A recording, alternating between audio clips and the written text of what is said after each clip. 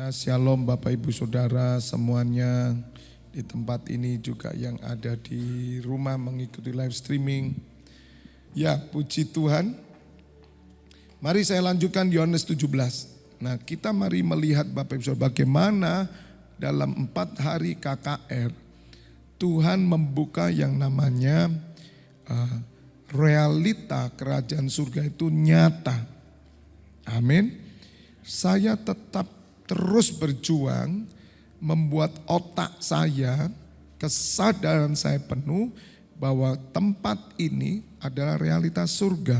Gereja ini dari Tuhan Yesus dan nyata, sungguh nyata, bukan sekedar hanya agama. Dan saya tidak mau agama karena roh agamawi sudah kita jebol. Jadi saya memacu diri saya saudara, memaksa otak saya terus berkata ini realita. Saya mengajar ini realita kerajaan surga. Ini bukanlah kegiatan rohani. Tapi ini adalah kehidupan rohani. Catat ya, beda. Makanya kita perlu kontrol pikiran kita, kontrol jiwa kita. Saya pun dibuat lemah sama setan. Sering kali saya mengalami saudara. Tiba-tiba seperti blank, tiba-tiba seperti apa ya kita lakukan ini. Seperti ini hanya kegiatan, selesai KKR, capek. Mulai iblis itu terus menggocot, terus mengintimidasi, terus menuduh. Kadang gundah gulana. Kadang hati itu apa ya Tuhan yang kami mesti lakukan, apa ini realita Tuhan. Tapi saya harus pacu diri saya sesuai dengan firman. Jadi jangan pernah melakukan kegiatan rohani tapi lakukan kehidupan rohani. Kehidupan jasmani saudara tahu, makan, minum, mandi, istirahat, bekerja, menikah, sekolah, itu kehidupan jasmani, macam-macam. Kehidupan rohani pun sama Bapak Ibu Saudara. Ya, kita berdoa, ya kita baca firman, pengajaran, beribadah, kemudian kita melayani, kita juga melakukan mission trip, kita melakukan ini untuk Tuhan baksos semua. Ingat itu adalah spiritual life. Ya, dan kalau saudara mendapat serangan-serangan, saudara harus kuasai pikiran saudara. Maka itu biarlah damai sejahtera Allah itu menguasai hati pikiran kita. Ketika Bapak Ibu Saudara tahu ini kehidupan rohani, bahwa kehidupan itu selalu menghasilkan buah, selalu tidak pernah sia-sia, maka kita akan semangat. Amin. Jangan pernah menganggap ini kegiatan rohani. Ya, sebab kegiatan badani itu terbatas gunanya. Tapi ibadah itu karena kegiatan kehidupan roh, no kegiatan, kehidupan roh. Nah, ini yang Bapak Ibu harus mengerti. Jangan sampai kita digoyahkan sedikit pun, walaupun kita sering ngalami begitu. Dan saya pesan, jangan ikuti itu. Ya, ketika saudara dibuat down, apalagi ketika kita udah capek, kemudian kita mau masuk ruang doa, kita mau melakukan pelayanan, bangkitkan dalam diri saudara. Jadi harus ada peranan kita. Maka itu keputusan kita itu yang menentukan saudara. Mengapa Adam itu memutuskan untuk mengikuti arahan setan. Dan saya mau katakan Tuhan tidak pernah merancangkan yang jahat. Tuhan tidak pernah merancangkan dosa. Dan Tuhan tidak pernah mencobai saudara. Tuhan tidak mau memberikan pencobaan buat saudara. Tuhan tidak mau memberikan segala sesuatu yang tidak baik. Dan ini Bapak Ibu harus ngerti. Kenapa Pak terjadi akhirnya dosa, keputusan manusia. Jadi saudara mau bertahan, keputusan saudara. Saudara mau kuat, keputusan saudara. Dan keputusan kita harus didasari oleh pengenalan akan Allah, pengenalan akan firman. Saudara, perasaanmu bukanlah kebenaran, tetapi firman Tuhan adalah kebenaran. Jangan pernah menimbang segala sesuatu dengan feelingmu. Tidak bisa. Dasari semuanya dengan firman. Jangan melawan setan dengan feelingmu. Lawan setan dengan firman. Saya digocok terus everyday loh saudara. Karena dia tahu. Ini orang kurang ajar ini. Dia mau membangun kerajaan imam. Ya 4 hari jebol semua kerajaanku. Ya kena KKR jebol terus, apa dia diam? Nah bahayanya kita selesai 4 hari langsung kita berkata it's finished. Lego aku, setan berkata, mulai loyo ini. Mari toyol. Jalan sekarang gerak, langsung diserang saudara. Hati-hati ya. Kita tidak pernah selesai, katakan amin. Sampai Tuhan Yesus datang baru selesai semuanya. Amin. Amin. Makanya saya berjuang. Saya tidak mau surut walaupun saudara tahu bagaimana intimidasi iblis, bagaimana serangan kepada iman saya. Tapi saya berkata Tuhan, aku mau tetap berlari. Aku mau tetap merangkak. Via dolorosa aku terus. Meskipun 7 kali aku jatuh. Bukan dosa loh saudara. Tuhan Yesus itu jatuh pikul 7 kali. Ya nanti kalau ke Israel kita tahu tempatnya 7 kali jatuh. Dan nanti saudara saya suruh pikul salib. Nah, saya pesan salib yang berat lebih dari berat beban berat saudara. Oke, naik Villa Dolorosa supaya saudara tahu. Pak Fabi mikul, tidak, saya yang berdoa syafaat, Anda yang mikul. Ore pasakar apa-apa, jatuh terus, bangkit, gitu. Tidak kuat Pak, terus, sampai Anda sampai ke Via Dolorosa puncak, maka disitulah kemuliaan Allah akan saudara dapat, kesembuhan, pemulihan. Ada amin? Belajar saudara. Kalaupun salibnya satu nanti gantian. Ya, mikulnya. Nah kembali Bapak Ibu Saudara, jadi jangan pernah memakai perasaan saudara. Menimbang segala sesuatu jangan perasaan. Kegagalan Adam jatuh karena dia pakai perasaannya. Feelingnya, rasanya betul. Rasanya. Apalagi saudara ketika saudara ditekan oleh intimidasi. Perasaanmu down. Dan saudara mau melawan dengan perasaan, kamu tidak kuat. Kamu terus guilty, kamu terus dikejar. Banyak orang merasa bahwa kebenaran itu perasaan. Pak rasanya Tuhan tuh mau gini. Bukan rasanya, firmannya apa? You jangan pakai perasaan. Ya. Karena perasaan itu akan menuduh saudara. Jika hatimu menuduh kamu, ingat bahwa kamu punya Allah yang lebih daripada hatimu. Itu ada ayatnya Bapak Ibu Saudara.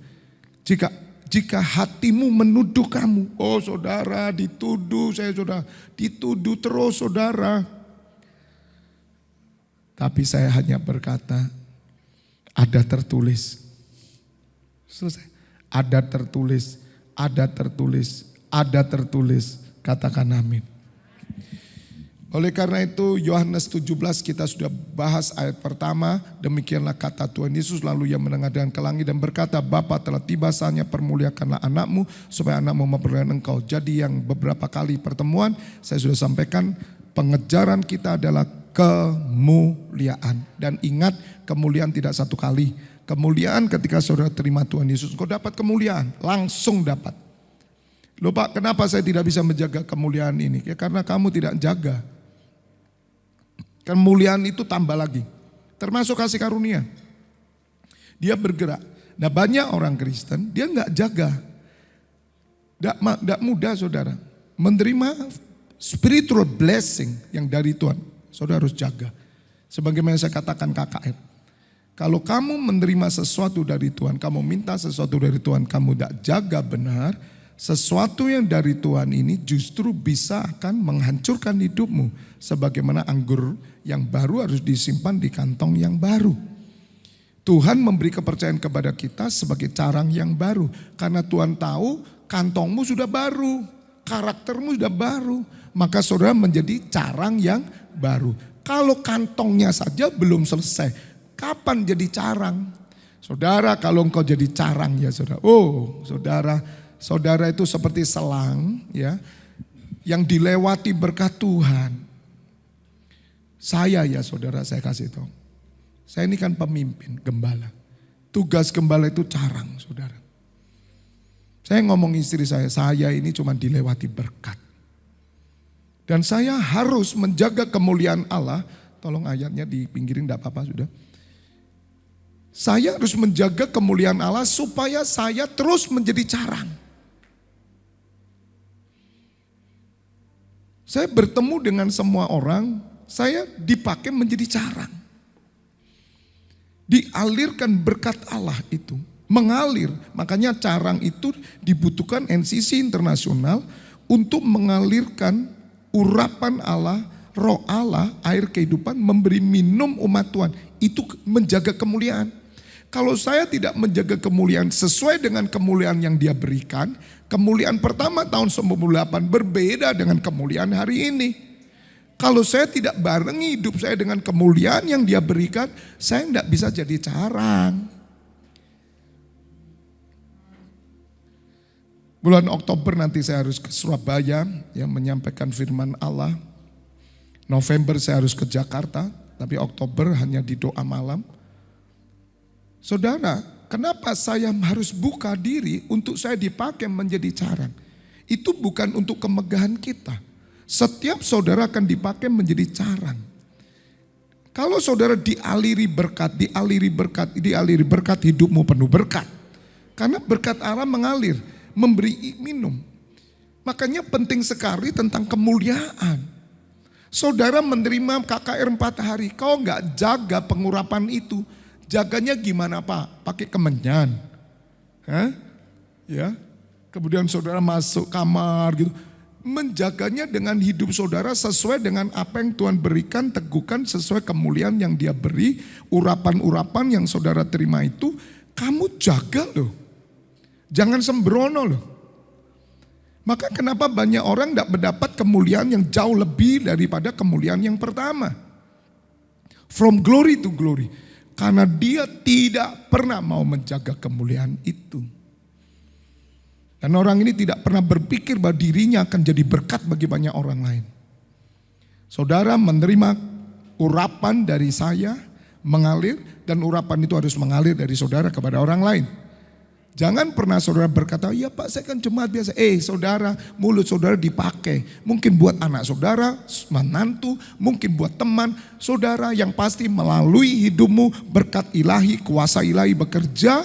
Maka membangkitkan orang-orang yang lemah, membuat orang-orang yang tak berdaya menjadi kuat. Menjadikan orang-orang yang tidak punya pengharapan. Kamu jadi berkat. Dan itu saudara harus tahu. Tuhan itu akan memakai kamu lebih. Jangan berpikir seperti orang dunia. Ya yang penting saya nanti bisa ngasih petunjuk begini, petunjuk begitu. Makanya orang harus terlibat di dalam pelayanan. Dalam segala hal Tuhan akan pakai saudara. Katakan amin. Nah sebagaimana Tuhan Yesus di ayat pertama, dia merindukan kemuliaan. Bayangin Tuhan Yesus loh. Waktu jadi manusia dia katakan di ayat pertama, tolong permuliakan aku. Permuliakan anakmu ini. Yaitu yang kita sudah bahas. Maka saudara akan naik sebagaimana yang saya gambarkan bahwa tujuan kita bukan sekedar hanya surga. Surga itu aja rumah kita. Tujuan kita adalah untuk perkenanan Bapa, duduk bersama karena ada kehidupan kedua yang jauh dari hidup pertama ini.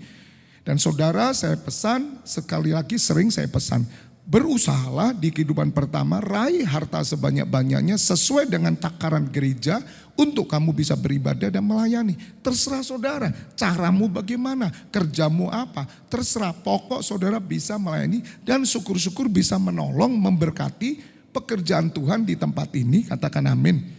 Ya, LED ini ada karena ada orang-orang diberkati Tuhan. Ya, radio nanti ada orang diberkati Tuhan. Kita bisa di WOTS juga, itu juga ada orang yang diberkati Tuhan. Tempat ini ada karena ada orang yang diberkati Tuhan. Untuk ibadah saudara. Nah tapi jangan sampai ditipu. Sampai engkau kehilangan semuanya, maka nanti kehidupan ke dunia. Apa yang kau tabur hari ini akan kau tuai nanti. Itu tabur tuai. Kalau kau tabur sedikit, kau tuai sedikit atau banyak? Sedikit. Itu ada saudara. Kalau kau tabur banyak, saudara akan tuai banyak. Menabur rohani loh. Itu yang Tuhan Yesus katakan kok. Tabunglah untuk di surga. Bagaimana caranya hari ini? Ya dengan apa yang kita lakukan ini. Ya, ingat tabur tuai. Tabur, kalau saudara tak pernah nabur di dunia ini yang rohani, jangan mimpi saudara. Makanya kenapa saya push saudara. Saya paksa saudara, Pak ini 5 kali loh Pak. Sudah Pak seminggu. Wah hampir 7 kali juga acara. Gak mari-mari Pak VB. Terus saya. Ini kami selah. Habis kami selah istirahat Sabtu lagi. Waduh Pak habis ini doa. Terus saudara. Semakin banyak saudara menabur, semakin banyak saudara menuai. Dan saya pingin semua saudara bersama saya. Kita nanti menjadi kumpulan konglomerat di surga. Katakan amin. Saya mau jadi konglomerat di surga. Ada saudara. Raja loh. Saya minta kota. Kaleb minta kota. Semua dapat kota. Makanya orang yang setia bersama saya, saudara akan sama-sama mendapatkan kota itu dan memerintah. Kan saya tidak mungkin sendiri. Itu realita loh saudara. Itu yang membuat saya bertahan terus loh. Kalau ini enggak realita, sorry saudara. Aku kesel saudara. Saya capek saudara. Siapa yang mau backup saya? Siapa yang mau menghibur saya? Siapa saudara? Saya harus berhubungan dengan Tuhan. Bahkan terkadang ada hal tertentu yang saya harus sendiri. Tanpa istri, tanpa anak, tanpa siapapun. Itu yang saya tanggung jawab. Keputusan saya dengan Tuhan. Saya tidak ada orang yang menasihati saya saudara. Secara kontinu tidak punya saya. Saya tidak punya orang yang ibaratnya jika saya down menolong. Tidak ada, memang seorang Musa itu hanya dengan Tuhan. Siapa yang berani dekati Musa? Harun aja keder kok kakaknya. Karena itulah tanggung jawab seorang pemimpin. Kadang orang terdekat kita tidak akan bisa ngerti. Karena itu roh. Nuh punya hubungan dekat dengan Tuhan. Istrinya, anaknya sama sekali tidak mengerti. Ini yang Bapak Ibu harus mengerti. Bahwa apa yang dikatakan Tuhan Yesus itu hidup adanya. Makanya perbedaan kita dengan orang dunia. Agama menunjukkan jalan. Tapi Tuhan Yesus berkata, I am the way. Agama mengajarkan mudah-mudahan. Karena tergantung saudara dong. Sampai enggak. Tapi Tuhan Yesus berkata engkau pasti sampai. Sama, amal baiknya sama. Sama. Kita berjuang amal baik. Anda berjuang amal baik, amal baik juga, yes. Tapi bedanya you masih mudah-mudahan. Kalau kami sudah kontrak tekan sebelum dunia dilahirkan nama kita tetap tercatat. Yang bagian kita apa? Jaga terus hidup kita. On the track, terus. Maka kau akan sampai kepada kebahagiaan Tuhanmu. Amin. Maka yang bapak-bapak bertanggung jawab terhadap anak-anak.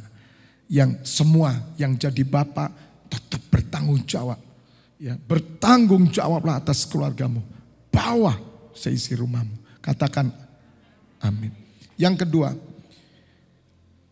kemuliaan yang Tuhan minta, ya, supaya Tuhan bisa mempermuliakan Bapaknya. Bukan untuk foya-foya. Ya. Bukan untuk kepentingan pribadi. Ayat 2.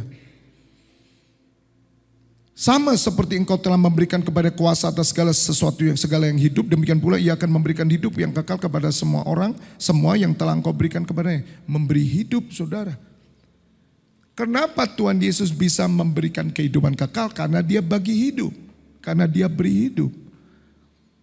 Saya mengerti selama 11 tahun melayani sebagai gembala, Bapak Ibu Saudara. Baru saya ngerti seorang gembala bukan sekedar dia mengajar.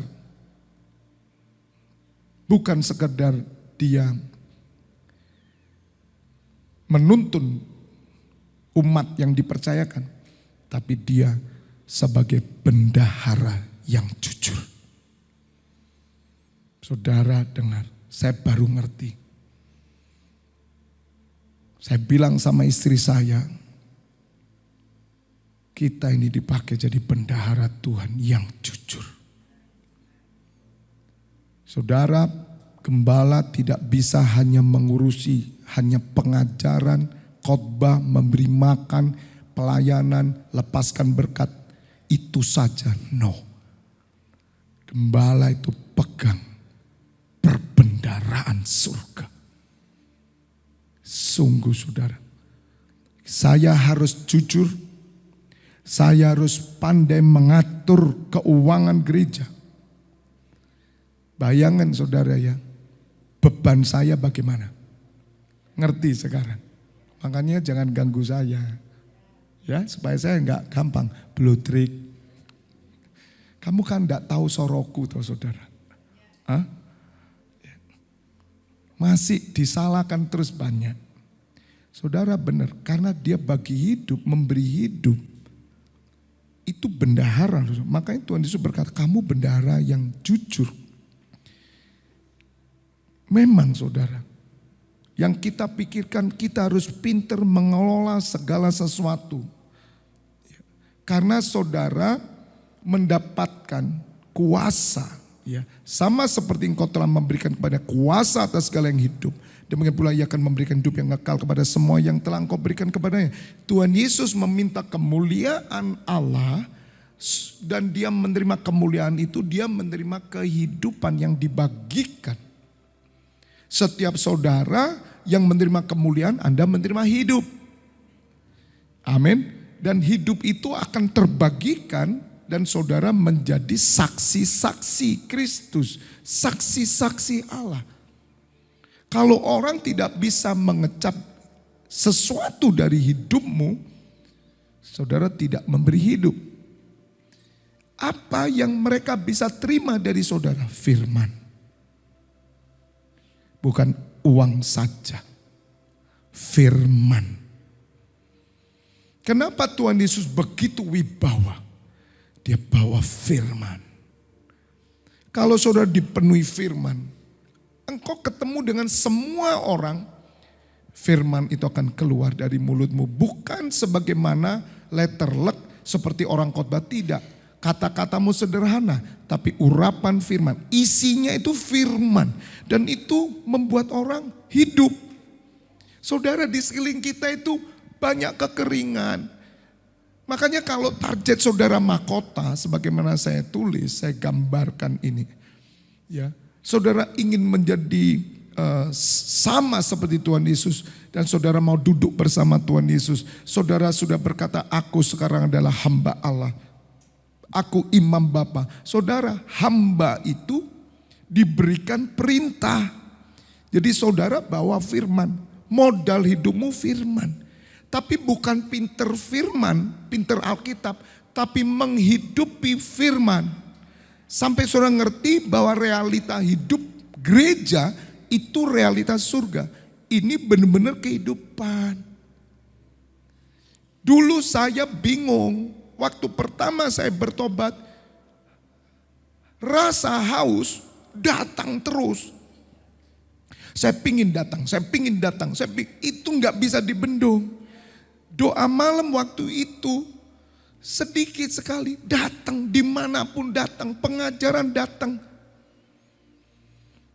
Tapi logika saya juga mikir, loh kok jadi gini?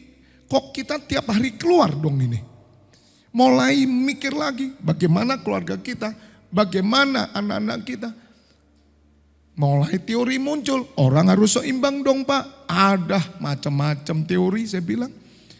Kita mulai dilemahkan, baru akhirnya kita stuck pada satu kesimpulan. Betul ya, orang harus seimbang juga. Mulai mikir, otak mikir. Sama seperti Adam, otaknya jalan lagi. Betul juga ya, Tuhan tuh ngomong gak boleh makan. Itu maksudnya supaya kita tidak sama dengan dia, dibalik sama setan. Benar juga, ya enak Tuhan itu. Gitu. Sama iblis katakan kalau kamu makan sama seperti dia, kamu akan tahu yang baik. Tapi Tuhan kan lebih ngerti, jangan makan nak. Kalau kamu makan, kamu mati nak. Jadi saudara, orang tahu baik dan jahat itu karena dia sudah mati roh. Jadi jangan bangga orang-orang yang di luar sana loh ya, saya bilang. Dia baik tapi ya ada jahat. Sama, yang baik dan jahat itu sama saja. Itu orang berdosa. Kalau saudara enggak dosa, enggak ngerti baik. Enggak ngerti jahat. Kalau enggak percaya, ayo cek, kita uji. Anak kecil, walaupun anak kecil itu sebetulnya sudah pegang dosa. Tapi kan otaknya belum jalan. Lihat anak kecil, balita, dia tahu baik jahat enggak? Kita mesti ajar sesuatu. Itu udah boleh. Coba anak-anak gak usah diajar. Maaf saudara, dia gak pernah jijik itu. Dia datang ke kloset, itu ada kotoran, dia ambil barang di situ, gak jijik. Saudara mau? Kenapa? Karena sudah tahu baik dan jahat. Lah kamu dosa itu sudah. Ngerti? Makanya anak kecil, balita kalau tengkar, besok sudah main lagi toh. Kalau kamu tengkar kan 20 tahun baru mau main lagi. Gila enggak? Ngomong kanan kiri itu dosa kamu. Kenapa begitu? Jadi Bapak Ibu Saudara kita harus tahu bahwa semua orang telah berdosa. Minum dulu. Jadi Bapak Ibu Saudara Tuhan itu luar biasa. Kita tidak boleh tahu baik dan jahat. Yang kita tahu adalah kebenaran. Makanya Tuhan Yesus rela mati buat kita karena apa? Ya karena sudah baik kok. Kalau benar dia nggak mati. Dan Tuhan Yesus berkata, aku datang bukan untuk orang yang benar. Tapi orang berdosa. Coba benar semua, dia datang enggak? Enggak. Tuhan Yesus masih bersama Allah Bapaknya toh. Dia tidak pernah jadi manusia, dia bersama Elohim kok. Makanya karena saudara berdosa. Bukan orang sehat yang memerlukan tabib, tapi orang yang sakit. Berarti saudara sakit semua toh. Kita butuh tabib sampai kita ketemu Tuhan Yesus. Dia dokter yang ajaib, dia tabib yang ajaib. Kita butuh dia karena dosa.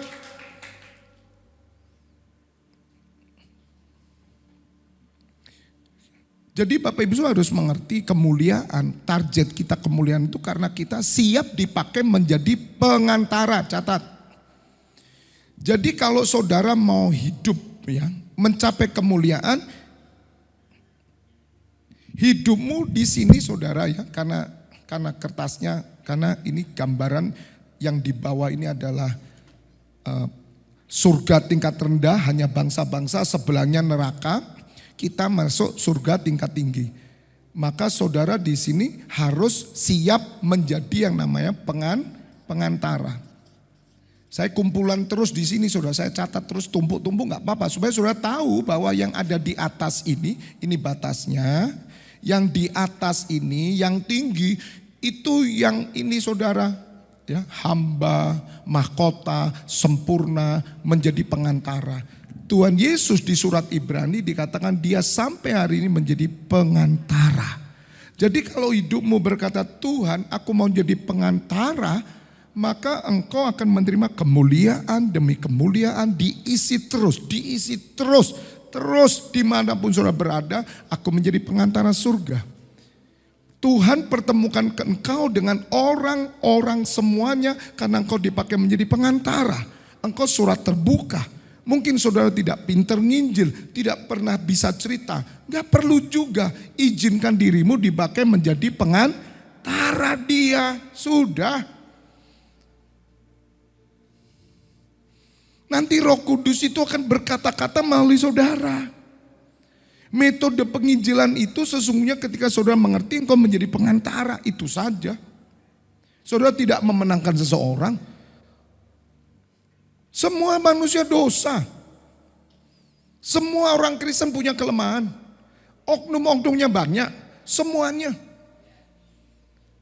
Tapi Injil diberitakan kepada orang yang siap menjadi pengantara karena Tuhan Yesus berkata, pergilah, beritakanlah Injilku kepada seluruh bangsa.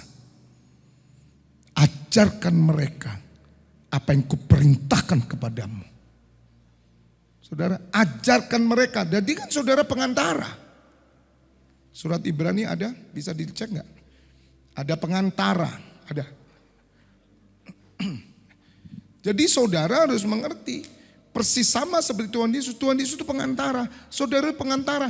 Kalau saudara doakan orang, gak usah risau. Yolek sembuh pak. Yolek bener pak. Yolek ngini pak. Ya kalau gitu. Gak ada. Berapa? Ibrani 9:15. Karena itu ia adalah pengantara dari suatu perjanjian baru. Ada lagi satu. Atau di ayat mana? Tulis saja pengantara. Sampai hari ini, itu tulisan begitu. Sampai hari ini ia menjadi pengantara. Ada kok rasanya, pengantara. Ia adalah pengantara, kalau nggak ada ini dulu. Ya. Bukan, ada yang lain. Jadi Tuhan Yesus itu dikatakan intercessor. Nah, intercessor itu pendoa syafaat. Makanya kegerakan keimaman membangkitkan roh saudara menjadi pengantara. Karena itu ia sanggup menyelamatkan dengan sempurna semua orang yang oleh dia datang kepada Allah. Jadi kita butuh pengantara. Dan saudara adalah pengantara orang kepada Allah dan kepada Kristus. Makanya kenapa orang Kristen mesti jadi saksi. Ya karena kamu pengantara. Sebab ia hidup senantiasa. Ya. Senantiasa itu selalu, always. Jadi saudara dimanapun kau berada, engkau ketemu siapapun kau harus sadar bahwa engkau pengantara. Sebab Tuhan Yesus hidup sampai hari ini senantiasa untuk menjadi pengantara mereka. Jadi pengantara kita kepada siapa? Kepada Bapaknya. Itulah orang hidup dalam kemuliaan dan mengejar kemuliaan. Orang yang tidak pernah mau menjadi dirinya pengantara Kristus dan Bapa, orang ini tidak ngejar kemuliaan. Dia Kristen kepentingan diri sendiri, namanya Kristen duniawi. Pelayanan untuk dirinya, betul? Terkenal untuk dirinya, gereja ya untuk dirinya. Makanya waktu KKR hari terakhir saya sudah diteguhkan Tuhan. Kamu gak ada apa-apanya, kamu kosong, melompong. Loh tapi kok ini terjadi begini Tuhan? Ya itu karena pekerjaanku. Nah Tuhan bangganya kepada kita kenapa? Karena kita taat. Kita mau kawal roh ini. KKR 4 hari ulang tahun, saya terus bertahan untuk mengawal roh ini. Karena kita berusaha menjadi pengantara. Pengantara itu bukan pemilik, katakan amin. Pengantara itu hanya pengelola dan menjaga apa yang diberikan oleh Allah tetap terjaga dengan aman dan bagi kemuliaannya dan bukan kemuliaan kita. Dan catat saudara, jangan pernah memberhalakan apa yang Tuhan beri kepada saudara. Jangan sekalipun membanggakan, memberhalakan sama sekali. Saudara tetap mata saudara tertuju kepada Tuhan kita Yeshua HaMashiach, Yesus Kristus dan kepada kemuliaan Allah Bapa Elohim. Kegagalan kita karena kita mendapat sesuatu berkat kemudian kita pegang berkat itu. Contohnya gimana? Saudara dulu gak punya pekerjaan toh? Anda doa, Tuhan berkati pekerjaan, tapi pekerjaan jadi tuanmu. Tuhan tidak suka. Betul? Saudara minta kesehatan toh, sudah dikasih. Tapi kesehatan menjadi tuanmu. Apalagi? Saudara minta anak, dikasih. Anak menjadi tuanmu. Halo, Tuhan tidak suka loh. Loh tapi kan itu berkat dari Tuhan. Betul, berkat dari Tuhan. Berkat itu bukan Tuhan. Jangan pernah sekali-kali membanggakan karunia. Jangan sekali-kali membanggakan segala kemegahan yang dia beri. Kalau kita bisa membangun 3 lantai gedung Kudus Istiqlal, saya berdoa dan doakan tempat ini bisa kita ambil. Ya, saya sudah diminta teman-teman Jakarta, Pak beli, doakan karena saya sudah pernah bilang boleh enggak saya ambil, tidak boleh. Tapi mungkin waktunya nanti waktu saya memberkati cucunya, saya mau ngomong dengan keluarga bisa enggak, karena kami sudah senang diterima semua. Tapi Tuhan yang buka pintu, tidak ada satu yang menutup. Aku percaya. Tapi kalau Tuhan nutup, tidak ada satu pun yang buka. Tidak perlu puasa, jengking-jengking, nangis-nangis. Kalau masih ditutup ya sudah. Haleluya. Jadi saya mencoba nih. Tapi tergantung Bapa. Kalau sampai ini dikasih, kita bangga. No. Selalu semakin berkat besar turun atas kamu, kamu semakin nol. Saudara merasa enggak layak. Saudara merasa, loh ya Tuhan ampuni aku orang berdosa. Seperti seperti Petrus. Petrus melihat mujizat besar, tambah delosor kok saudara. Pergilah daripadaku sebab aku ini berdosa. Iya saudara, Petrus, hari ini kamu tidak menjala ikan, kamu menjala manusia. Jadi prinsipnya begitu. Kalau saudara mau hidup dalam kemuliaan, katakan amin. Saudara tetaplah seperti saudara. Ya saudara adalah hamba, tetap Anda tidak bisa, tidak ada lebih, tidak ada kurang. Fabianus ya tetap begini. Tetapi kenapa Pak orang menghormati saya sebagai hamba Allah? Karena ada rohku kata Tuhan di dalammu. Oh ya, amin amin. Jadi kadang waktu saya dihormati itu dia bingung juga saya saudara. Ya, tapi saya harus menjaga wibawa Allah. Karena Tuhan juga marah ketika orang menghormati saya tidak menjaga kehormatan Tuhan. Kemudian saya mencoba untuk seolah-olah mengabaikan Tuhan marah. Karena Tuhan punya rencana. Tapi saya pribadi saudara, setelah melakukan semuanya itu, begitu mau masuk kamar untuk tidur, di situ delosor. Di situ saya itu salah, Tuhan ampuni aku Tuhan. Aduh woblok ini kok jadi. Jadi kalau mau tidur tuh gini sendiri. Ada amin. Jangan gini. Luar biasa yang Tuhan pakai saya. Enggak ada saya gereja itu roboh. Oh saudara, kamu berhenti kemuliaanmu. Jadi tiang garam atau jadi tiang peringatan, tonggak sejarah. Banyak orang, saya enggak. Saya tahu rahasianya. Titik nol, terus titik nol. Kalau masih tidak jelas, pergi ke Surabaya. Tanya ke radio SS. Ada program titik nol. Nah, itu tanya sana nanti. Haleluya. Gak pernah ke Surabaya ya? Hah? Apa enggak pernah dengerin radio SS? Ya? Saya enggak di endorse loh ya. Kembali. Supaya Bapak Ibu tahu kemuliaan itu begitu. Siapkan diri saudara sebagai pengantara. Dan itu yang saya alami, saya ngerti. Oh, terima kasih Tuhan. Dan saya harus benar-benar mengelola. Kemuliaan itu harus dikelola, katakan bersama saya dikelola. Tapi dikelola bukan untuk kepentinganmu loh. Jangan kamu pakai kemuliaan Tuhan untuk tujuan kepentinganmu loh, Tuhan marah. Jangan sekali-kali mencuri kemuliaan, jangan. Sudahlah, wis teman-teman nih, pokoknya kita tetap deso rapopo, betul? Ya, seperti tukul itu, kenapa tukul kok bisa dipakai? Ngetop kayak gitu, karena dia tetap deso. Karena dia tetap rendah hati. Karena dia tetap berkata, aku tidak bisa apa-apa. Justru tidak bisa apa-apa itu dia ngetop dan dia semakin mendapatkan kemuliaan dunia. Betul nggak? Nah sekarang dia sakit. Tuh. Ya kita doakan supaya cepat sembuh. Kena pecah pembuluh darah saudara. Kasihan saudara. Tapi saya percaya di balik itu pasti ada rencana Tuhan toh. Makanya kita berdoa supaya orang-orang yang mengalami titik rendah mereka bertemu dengan Yesus Kristus Tuhan. Amin. Ayo doakan. Makanya kita terus berdoa. Amin. Ayat 3. Nah kembali saudara, kalau saudara sudah berdiri sebagai pengantara, inilah hidup yang kekal itu, yaitu. Nah itu Tuhan Yesus katakan. Jadi mari kita naik kepada kemuliaan itu. Karena saudara berasal dari kemuliaan Allah. Hidupmu masuk dalam kehidupan rohani.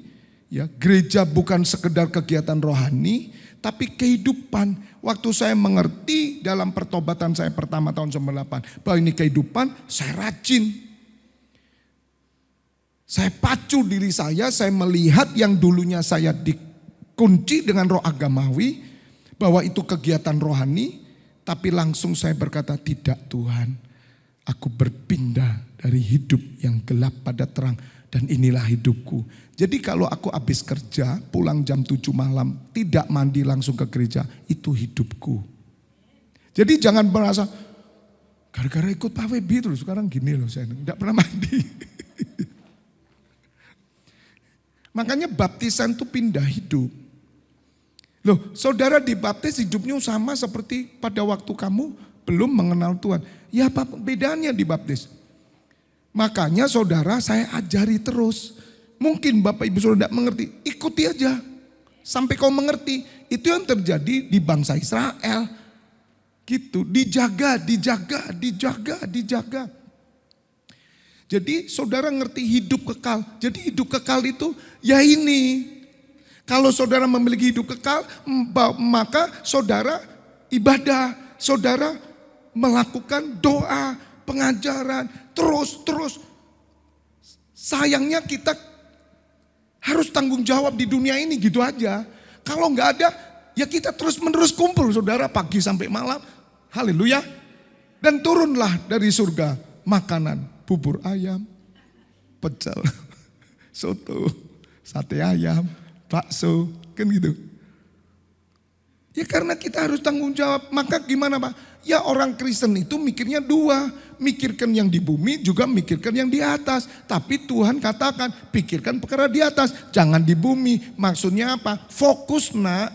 Fokus. Hidupmu bukan di sini. Kamu punya hidup kekal. Makanya hidup kekal itu adalah, itu ngerti.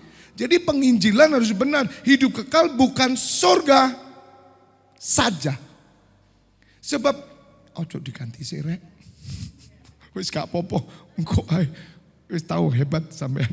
Enggak apa-apa. Nanti kalau saya minta cari ono.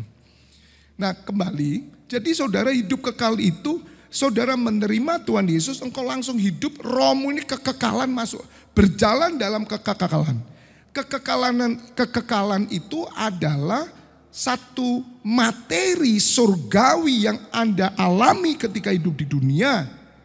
Segala yang disediakan Allah bagi saudara. Makanya Alkitab mengajarkan semua.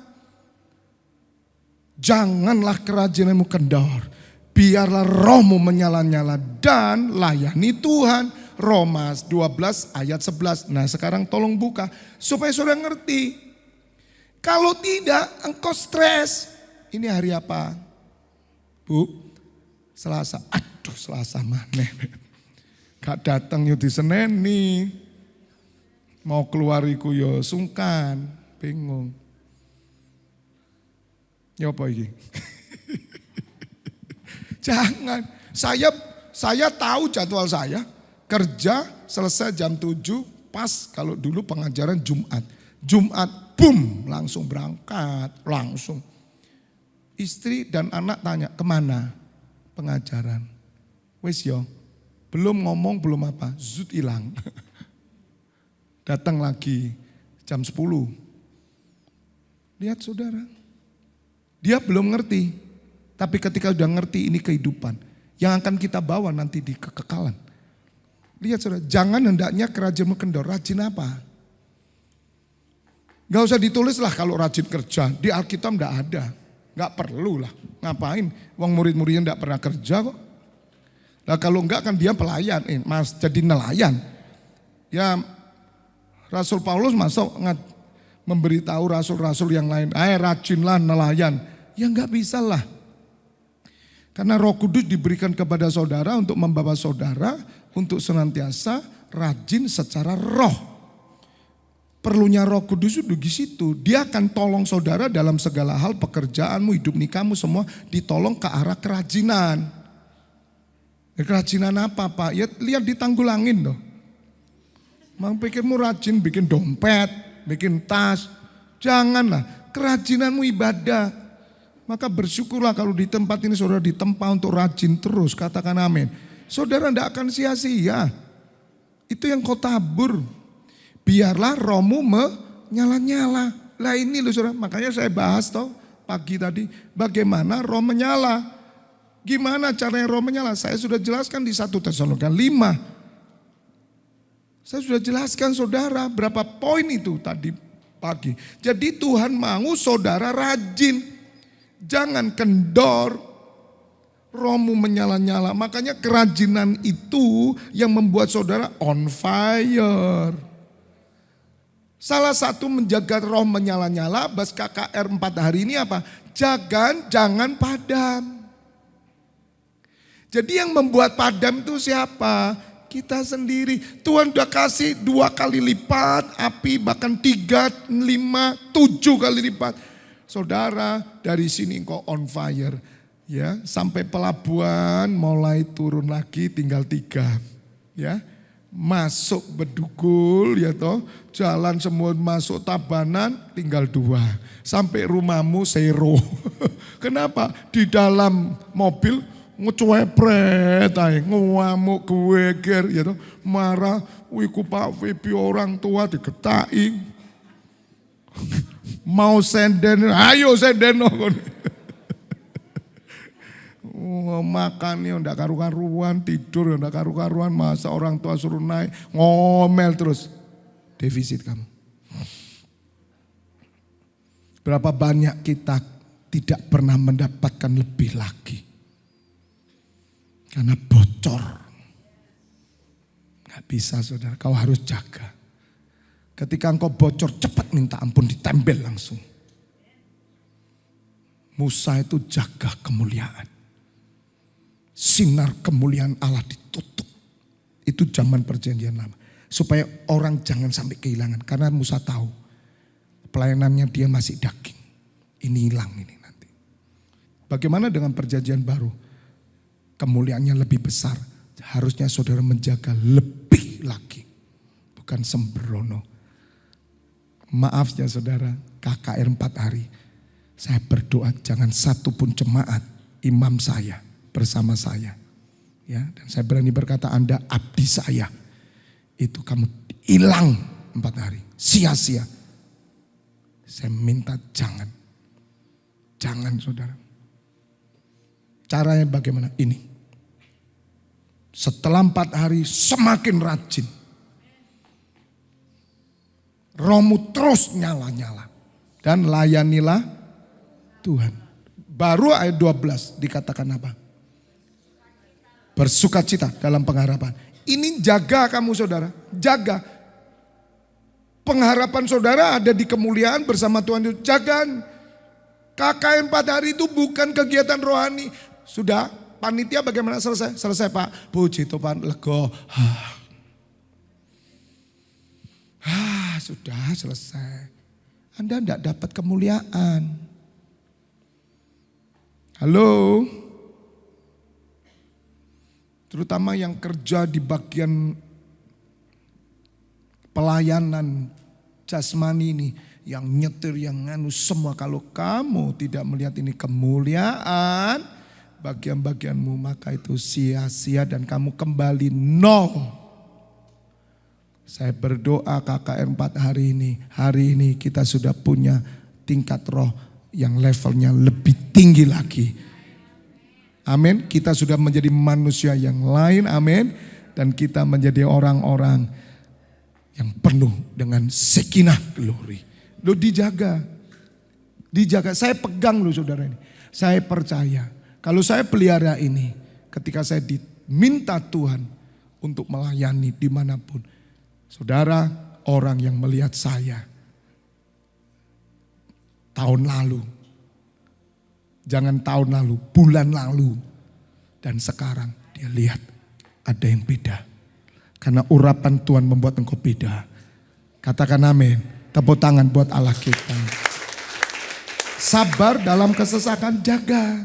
Sabar oh. Tuhan tahu kamu pasti sesek. Dia tahu banget saudara. Habis KKR, buang-buang masuk rumah ketemu lagi surat hutang. Ngeluh tagihan. Oh ya tahu mulai nih. Ya, makanya kalau saudara mendapat pasangan yang penuh sekinah glory, maka kemuliaan di rumahmu tetap terjaga. Katakan amin. Makanya kalau cari pasangan yang ngerti gini. Jangan sembarang kawin. Ngoten loh. Ya, nikah ya. Lebih baik iya betul. Kalau Anda tidak dapat orang yang menjaga kemuliaan, ojo kawin lah. Gak usah kawin. Dan untuk mendapatkan itu tidak mudah saudara. Kamu akan defisit. Wis timbangannya defisit yo. Wis tetep pada keadaanmu. Maka engkau akan mendapat suprul sampai tingkat tinggi kepuasanmu itu. Dahsyat saudara. Saudara yang namanya seorang yang dipakai Tuhan. Gurunya Benny Hinn. Tapi bukan guru secara langsung ya. Benny Hinn mendapat urapannya diambil. Itu Kathryn Kuhlman. Saudara, Kathryn Kuhlman pernah jatuh kegagalan dalam keluarganya. Hancur, cerai. Lihat saudara, tapi dia serahkan hidup sampai mati. Dia dipakai jadi pengantara. Tuhan tahu keluarga itu bisa hancur. Tuhan tahu. Tuhan tahu semua. Tapi engkau harus tetap berdiri teguh. Dan mulai sadar. Gitu loh. Jaga. Jangan mikir kayak orang umum. Makanya kalau Anda tidak ngerti, konsul sama saya. Tapi jangan konsultasi, konsing ngusul, aku sing ngatasi. Jangan. Kamu yang ngusul, kamu yang ngatasi dong. Banyak orang konsultasi sama saya, mudah-mudahan diizinkan. Loh kok bisa kalau saya bilang tidak? Jangan lakukan dong. Ini kan enggak, ngotot wae. Ya udah, you terima kemuliaan cukup segitu. Apalagi urusan nikah, jangan main-main saudara. Kamu enggak ngerti, kasih kami yang ngerti. Kita kan bisa lihat ini orang-orang model kayak gini, siap tak kamu? Tidak akan bisa saudara. Maka itu sabar dalam kesesakan, kemudian bertekunlah dalam doa. Bertekun doa itu jaga kemuliaan Tuhan semakin besar. Dan kamu harus sadar kemuliaan itu. Makanya ini hidup kekal. Jadi hidup kekal itu bukan nanti di sono. Hari ini engkau sudah mendapatkan hidup kekal. Dan kamu manusia kekal. Kamu punya roh kekal. Kamu hidup. Kamu punya kuasa yang kekal. Kamu bisa membawa orang dari hidup fana kepada kekekalan. Itu saudara, saya sudah merasakan hidup saya berjalan dalam kekekalan. Makanya kehidupan kekal itu kehidupan rohani. Gereja itu kehidupan rohani. Orang yang sadar kehidupan rohani, dia sedang berjalan dalam kekekalan. Makanya Tuhan Yesus berkata, inilah hidup kekal itu bahwa mereka mengenal Engkau satu-satunya Allah yang benar dan mengenal Yesus Kristus yang telah Engkau utus. Jadi hidup kekal itu pengenalan. Pengenalan itu hubungan. Hubungan itu nyata. Dan hubungan itu menghasilkan buah. Makanya Bapak Ibu Saudara, perkataan orang Kristen itu kadang ngagetkan orang. Kami memiliki hubungan yang intim dengan Tuhan. Hei, hubungan intim itu apa sih kalau orang dunia? Ngerti? Jadi kadang kita jangan ngomong hubungan intim ya, nanti didengar, oh Tuhannya orang Kristen bisa diajak Hubungan intim, tahu hubungan intim itu kan konteksnya kan seks toh, janganlah hubungan yang lebih. Tapi sebetulnya betul, keintiman, kedekatan itu betul. Karena apa? Keintiman menghasilkan apa? Benih. Dan benih itu akan keluar sebagai buah. Orang yang dekat Tuhan mengandung dia. Makanya kemarin setiap kali KKR, saya pulang pegang pinggang kayak orang. Lah iya gini. Saya tanya Debbie, kamu ngelahirkan pegang pinggang enggak? Iya. Waktu hamil itu mendekati melahirkan sakit enggak sini? Yuli sakit enggak itu?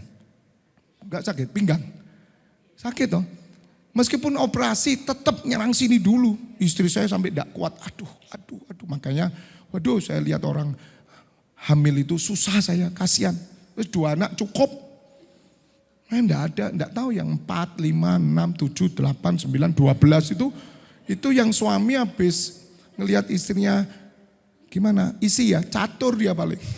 Enggak ngerasakan. Kalau saya ngerasakan, udah enggak usah. Pokok maksimal 2 titik. Saya enggak mau. Saya enggak mau karena lihat penderitaannya itu loh. Iya, wong saya megangi kakinya juga waktu itu. Iya, waktu itu saya masih belum kenal Tuhan, masih roh agamawi. Ya sembarang doa pokoknya. Ayo doa ini, doa Bapak kami, doa ini gitu. Sambil megang ini. Saya suruh masuk saudara. Karena kelahiran pertama, anak pertama itu operasi. Gitu. Itu istri saya udah enggak kuat itu. Waduh saya sudah lihat, udah nangis saya saudara, nangis. Waduh Tuhan, wis ya toh. Udah maksimal, karena anak laki kepingin perempuan.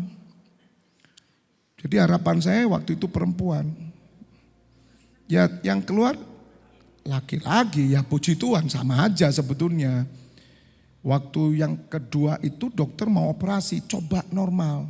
Dokternya udah almarhum, itu papannya teman saya, teman SD, baik ya. Kemudian langsung di Tangkuban Perahu itu belum dibangun, kita coba. Yaitu Felix ini anak kedua. Bapak silakan masuk bantu. Waduh masuk. Ya untung saya dengan darah itu kuat masihan gitu. Jadi saya pegang kaki kanannya, suster yang kiri. Wah yuk terus. Karena kalau operasi pasti kedua operasi. Tapi kasih karunia Tuhan lahir normal saudara. Nah itu saya ngelihat sama. Mengerang ya. Mengerang itu di sini. Sakit antara perut depan sama pinggang. Sakit. Itu orang melahirkan. Makanya kalau saudara memiliki pengenalan akan Allah, yang keluar buahnya adalah pengenalan akan Allah. Pelayanan bukan sekedar karena kamu punya skill, tapi kan karena kamu memiliki buah. Hubunganmu dengan Tuhan diwujudkan dalam pelayanan, maka pelayananmu akan dipenuhi dengan kemuliaan Allah, menjadi berkat, akan melahirkan generasi-generasi ilahi. Katakan amin. God bless you. Sampai ketemu minggu depan. Baru 3 ayat terus tidak mari-mari loh saudara. Puji Tuhan, luar biasa Tuhan. Bapak kami bersyukur malam hari ini kami belajar bagaimana kami mencapai kemuliaan-Mu, mengelola kemuliaan-Mu, berjalan dalam kemuliaan-Mu. Dan kami melihat sesuatu yang terjadi, yaitu buah-buah dari kehidupan kekal kami. Karena kami memiliki hubungan dengan Engkau, satu-satunya Allah yang benar, Bapa Elohim, Bapa dari Tuhan Yesus. Dan kami mengenal Tuhan Yesus secara pribadi. Maka hidup kami berdiri sebagai pengantara antara surga dan bumi. Kami bersyukur memberkati semua imam-imammu yang ikut pengajaran yang hadir. Mereka datang tidak pernah sia-sia. Segala sesuatu dicatat dan apa yang mereka tabur pasti mereka tuai pada kehidupan yang kekal saat ini dan mendatang.